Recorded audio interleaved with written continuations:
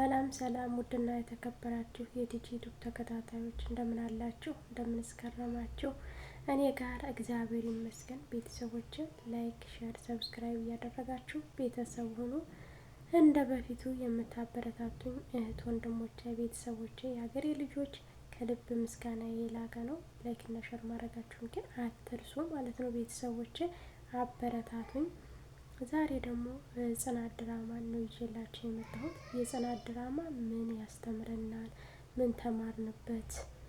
በዛሬው ክፍል የተማርንበት በጣም ብዙ ነገሮችን የሚያስተምረን ነው። የሰው ልጅ ታግሶ መጨረሻ ላይ ግን በቃ ትዕግስቱ ሲያልቅ ማንም ሰው ሊያግደውና ማንም ሰው ከዛ ነገር ላይ ሊመልሰው አይችልም ማለት ነው። ስለዚህ የጽናት ባህሪ በጣም መልካም ትሁት ነው የነበረችው። ግን አሁን ቅናቷ ከልክ አልፎ ሌሎችን ሰዎችን እየጎዳ ነው።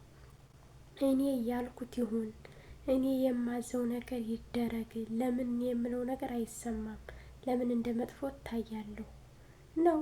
ኪራ ደግሞ በዛው ልክ ትንሽ ነገር እንትን ሲል ይበሳጫል። ግን ደግሞ ሁለቱም አንዱ እሳት ሲሆን አንዱ ውሃ ነው መሆን ያለበት። እነሱ ግን ሁለታቸውም እሳት ይሆናሉ።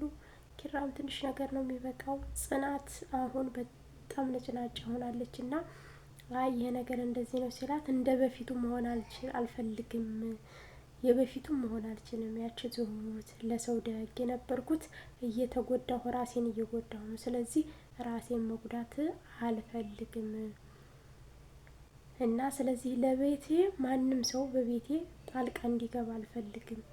ደግሞ ሁን ብሎ ሀና ቅብጥ ያለች ልጅ ከሳቷ ስለሚያደርጋት ኪራ ላይ የሆነ ነገር ኪራን በቃ የሚያናድድ ነገር ነው የምታደርገው። እንደዛ በምታደርግበት ሰዓት ሁን ብሎ ደግሞ ጽናት ታያለይ ወይም ደግሞ ያንን ነገር የሆነ ነገር ልኳት ከሆነ ጽናት ያንን ነገር በቃ እውን እንዲሆናት የምታየውን ነገር እንዲያሳምናት እየሆነ ነው።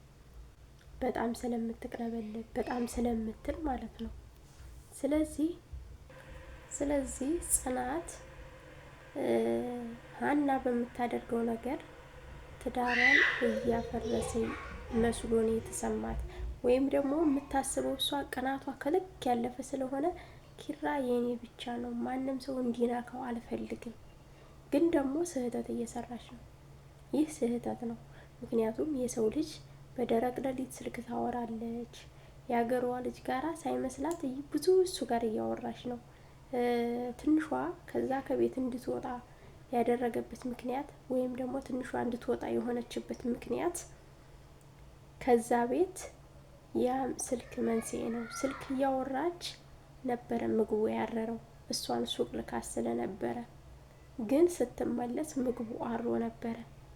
በዛ ምክንያት ነው ባልሆነ ነገር እያደረገች በእነሱ ትዳር የገባች ልጅ አልነበረችም። ግን በእነሱ ትዳር ገብታ ትዳሯን እየበጠበጠች እንደሆነ አስባ ነው ምንም የማታውቀው ልጅ እንድትወጣ ያደረገችው። በእርግጥ የሰው ልጅ ብዙ ነገር ያሳልፋል፣ ግን ደግሞ ያሳለፈበትን ነገር መርሳት የለበትም። ጽናት አሁን እረስታለች እንዴት እንዳሳለፈች በሰው ቤት ሆና ኪራ ምን እንዳደረጋት፣ የሰው ቤት ምን አይነት ስቃይ እንዳለው አይታለች፣ ተገንዝባለች፣ ብዙ ነገርን አይታለች። ስለዚህ በትንሿ ላይ የመጨከን ልብ የላትም ነበረ። ብትናደድም ብትልም ነገሮችን ለማስተዋል እኔ ሴት ነበርኩኝ፣ ምናልባትም እኮ እኔ እንደዚህ አይነት ቦታ ላይ እሷን ከኪራ ጋር ለማጣላት ያልሆነ ነገር ያላለችውን አለች እያሉ ብዙ ነገር ሊያጣሏት እስከ መድረስ ድረስ ያላደረገችውን እነ ቤቲ እነ ሶሲ ብዙ ነገር አድርገዋት ነበረ። ጽናት ያን ማስታወስ ነበረባት። ምክንያቱም የትንሿ ጓደኛ መታ እንደዛ ብላ ስለነገረ የትንሿን ጓደኛ ቃል እየሰማች የእሷን ቃል ሳታዳምጥና እሷን ልብ ብላ ሳታያትና ሳትላትኝ ማስወጣት አልነበረባትም። በጭራሽ እሷን ማስወጣት አልነበረባትም። ስህተት ሰራች እዛ ላይ።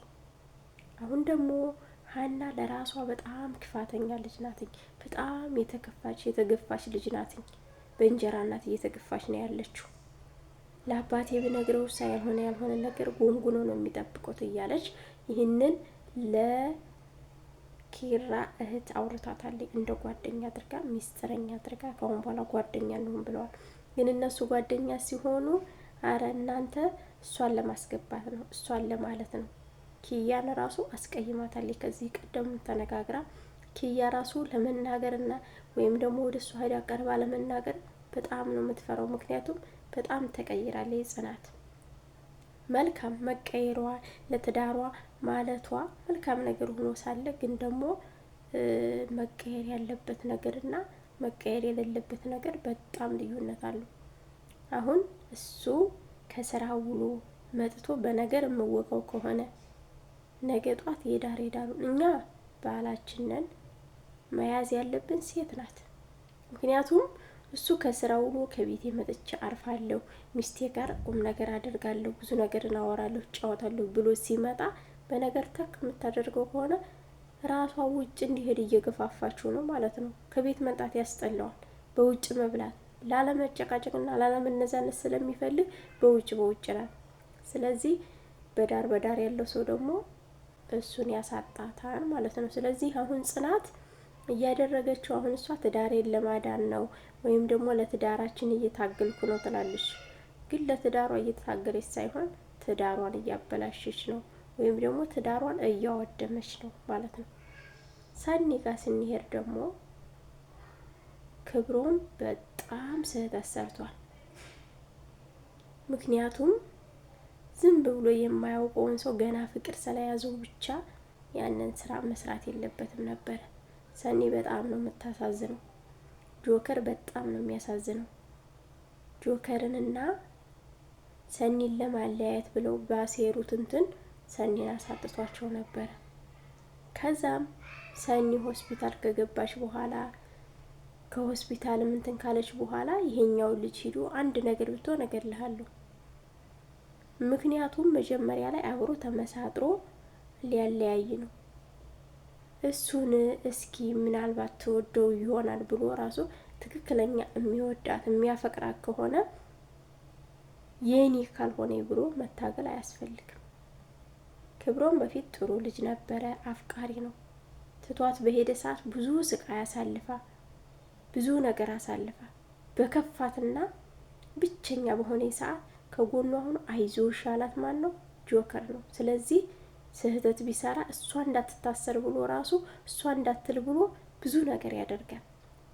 ብዙ ነገር ጥሯል፣ ብዙ ነገር አድርጓል። ከዛ ነገር ሊከለክላል ብዙ ነገር እህቷ ጋር ስትጣላ በእህቷ እንትን እንዳትል ተስፋ እንዳትቆርጥ ከጎኗ ሆኖ የሚያጽናና የሚል ያ ጅል ልጅ እንትን እንዳይልበት እንጋባ ብሎ ሀሳቡን ያመጣው እሷ ወደ ሌላ እንዳትሄድ ስለሚፈልግ ነው። ሌላ ሰው መጫወቻ እንዳያረጋት እሷ እንዳታለቅስ ስለሚፈልግ ነው። ስለዚህ ምናልባትም እስኪ ቀረብ ብዬ እሱን ባናግረው የተሻለ ነው ብሎ ቀረብ ብሎ ሊያናግረው ራሱ ይችል ነበረ። በትህትናና በትዕግስት ቢያናግረው ሊመልስለት ይችል ነበረ። እናም ደግሞ ነገሮችን ደግሞ ሰኒ ነፍስ እንደገደለች ወይም ደግሞ ተባባሪ እንደሆነች ሲሰማ በጆሮ በራሱ ሰምቷን ሲያወሩ፣ ስለዚህ ይህን ነገር ሲሰማ ቀጥታ እሷን ለማዳን ነበር መጣር የነበረበት ትክክለኛ ሰው ቢሆን። እሱ ግን ምን አደረገ? ኒናን አገታት። ኒናን አግቶ በስንተኛው ቀን ነው ከዛ ላይ ያስቀመጣት። አሁን ደግሞ ወደ ራሱ ወጥመድ አስገባት። ኒናን አሁን ወጥመድ አስገብቶ ላንቺ ብለን ነው እንደዚህ ያደረግነው እንዲል አድርጎ አሳምኗታል። ለሷ የሚጠቅም ነገር ነው፣ አንቺ ስለማታውቂው ነው፣ እኛ ወንዶችን ስለማታውቂ ነው እያለ ደልሏትኝ የእሱ ተባባሪ እንድትሆን አድርጓታል። እሷ ግን ምንትንም ቢሆን እኔ ሰኒ ላይ እንደዚህ ማድረግ አልችልም፣ እንደዚህ አታደርግ፣ ተው አንተ ስለማታውቅ ነው ብላ ብዙ ጊዜ ኒና አናግራው ነበረ። እሱ ግን ሊሰማት ፈቃደኛ አልነበረም። ስለ እሱ ክፋት ነው እያሰበ ያለው፣ ስለ ጆከር ማለት ነው። በሱ ቤት አሁን ከሰኒ ጆከርን ለማለያየት ነው። ግን በዛ መሀል ላይ ማን ነው የሚጎዳው? ራሱ ነው የሚጎዳው። ምክንያቱም ሰኒ ልጁን ተወደዋል፣ ጆከርን ተወደዋል። በጎኑ አሁን አይዞሽ ብሏታል። በተከፋ ሰዓት ለሷ ብዙ ዋጋ ከፍሎላታል። ስለዚህ ያንን ነገር ነው የምትመለከተው። ብዙ ነገር እሷን ላለማጣት ብሎ ነው ከወደ ኋላው የሚወደውን ጓደኛውን አብሮ አደጉን የገደለው ማለት ነው። ግን በነገራችን ላይ ይህንን ስራ የሚሰራው አልሞተም። ሲጀመር አልሞተም። እነሱን እያስፈራራቸውና ቅጣት ሊሰጣቸው ስለፈለገ ነው እንጂ በዛ ቅስፈት ላይ ማን አይቶ።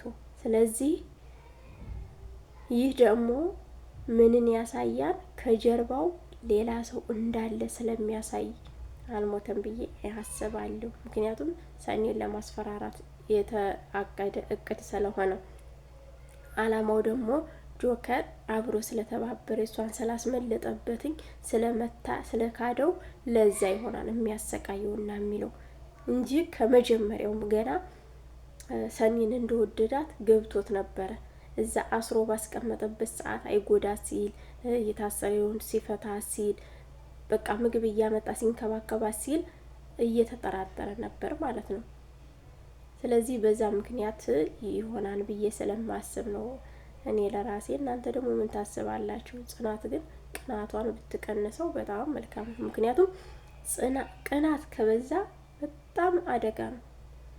በቅናት በኩል በጣም መጥፎ ቃላት እንናገራለን። ቃላት ደግሞ ድንጋይ ይሰብራል። የሰው ልጅ ከምትሰድበው ብትመታው ይመረጣል። መጥፎ ቃላቶች ስትናገር ግን መጠገኛ የላቸውም።